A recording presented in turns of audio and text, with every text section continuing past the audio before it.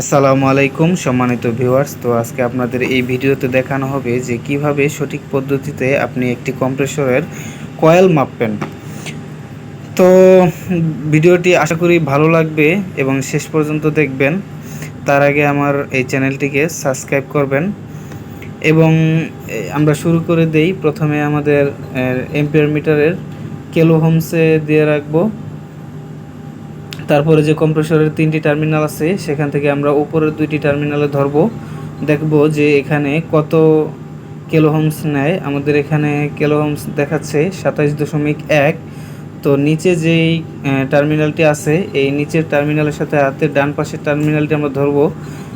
এখানে আমাদের কিলোহমস দেখাচ্ছে 18.6 এবং হাতের বাম পাশের সাথে নিচের টার্মিনালটি এখানে দেখাচ্ছে 8। তো এখানে আমরা কনফার্ম হয়ে গেলাম যে ওপরের 2টি টার্মিনালে বেশি দেখাচ্ছে। এই 2টি টার্মিনাল হচ্ছে কমন, রানিং, স্টার্টিং এবং আমরা কমন পেয়ে গেলাম নিচেরটা এবং কমনের সাথে আমরা হাতের বাম পাশেটা ধরলে দেখা যায় এখানে রেজিস্ট্যান্স কম দেখাচ্ছে 8 আর এখানে ডান পাশেরটার সাথে দেখাচ্ছে 18.6। তো আমরা নিচেরটা পেয়ে গেলাম কমন এবং উপরেরটা হাতের ডান পাশেরটা পেয়ে গেলাম স্টার্টিং এবং এটা রেজিস্ট্যান্স কম, এটা হচ্ছে রানিং। তো এভাবে আমরা কম্প্রেসরের কয়েল মাপবো।